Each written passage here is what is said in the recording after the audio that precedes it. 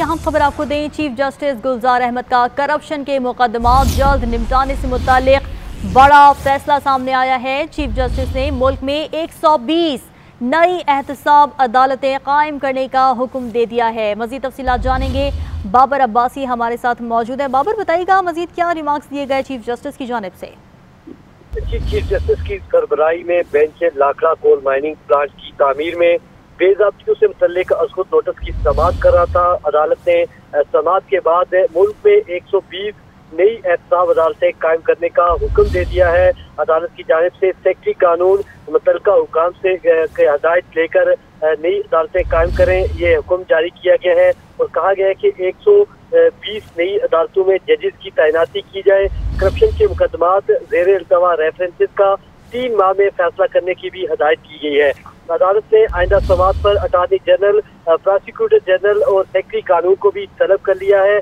Chairman नैब से ज़ेर इल्तवा references को जल्द निपटाने से मुतालिक तजावीज़ भी तलब कर ली है। दौरान समाअत चीफ जस्टिस का कहना था कि नैब रेफरेंसेस का जल्द फैसला न होने से नैब कानून बनाने का मकसद खत्म हो जाएगा। नैब के 2000 से रेफरेंसेस ज़ेर इल्तवा है। क्या नैब अपने कानून की अमलदारी में संजीदा है? 20 साल से नैब के रेफरेंसेस ज़ेर इल्तवा है। नैब रेफरेंसेस के फैसले क्यों नहीं हो रहे?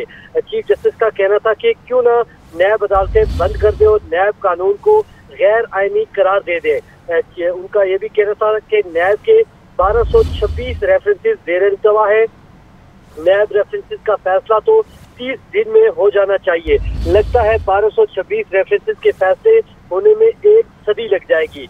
नैब का इदारा चल नहीं रहा। सुप्रीम कोर्ट की जानिब से 5 एहतसाब अदालतों में जजेस की तैनाती का भी हुक्म दिया गया है और कहा गया है कि 1 हफ्ते में तैनाती न हुई तो सख्त एक्शन लिया जाएगा। चीफ जस्टिस की सरबराही में बेंच लाखड़ा कोल माइनिंग प्लांट की तामीर में बेज़ाब्तियों से मुतालिक अज़खुद नोटिस की समाअत कर रहा था और इसी अज़खुद नोटिस की समाअत के दौरान चीफ जस्टिस पाकिस्तान का ये बड़ा फैसला सामने आया है और अदालत ने मुल्क में 120 नई एहतसाब अदालतें कायम करने का हुक्म भी जारी किया है। जी ठीक है, आप साथ ही रहेगा। साबिक प्रोसिक्यूटर नैब, डिप्टी प्रोसिक्यूटर नैब राजा आमिर अब्बास हमारे साथ मौजूद है, मजीद उनसे बात करते हैं। बहुत शुक्रिया सर आपके वक्त का। चीफ जस्टिस गुलजार अहमद का करप्शन के मुकदमात जल्द निपटाने से मुतालिक ये बड़ा फैसला सामने आया है, क्या कहेंगे आप इस पर?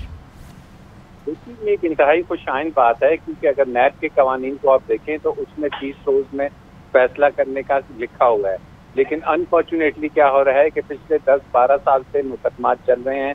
आपके सामने हैं कि 2007-8 में ये रेंटल पार के केसेस दाखिल हुए थे और अभी तक अगर हम इसको देखते हैं 1 to 10 के स्केल पे तो वो अपनी स्टेज 2 पे भी नहीं पहुंचे।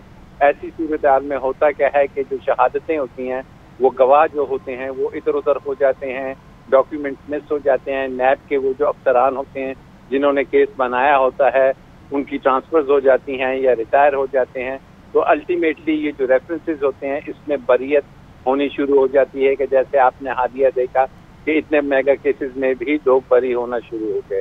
तो अब इन चीज़ों को मद्देनजर रखते हुए आप देख लें कि नैब के मुकदमात चल ही नहीं पा रहे। अभी आप देखिए कि जरदारी साहब के केसेस हैं उसमें चार्ज ही फ्रेम नहीं होने दिया जा रहा। इसी तरीके से लाहौर में नैब के केसेस हैं, महीनों की उसमें तारीखें दी जाती हैं। तो ये जो फिर एहतसाब का अमल है इससे इसको शदीद नुकसान पहुंच रहा है।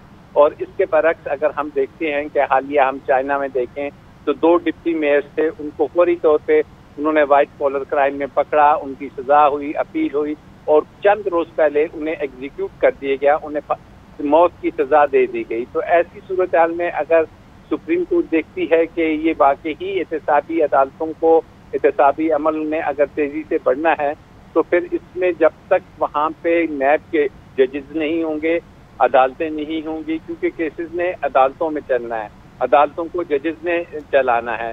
तो ऐसी सूरत हाल में अगर 120 अदालतें बना दी जाती हैं तो कोई वजह नहीं कि ये जो नैब के सालों साल से रखे हुए केसेस हैं इनमें फैसला आए और इसमें मुल्ज़िमान को भी आसानी होगी कि अगर उनके खिलाफ कुछ नहीं तो वो बरी हो जाएंगे।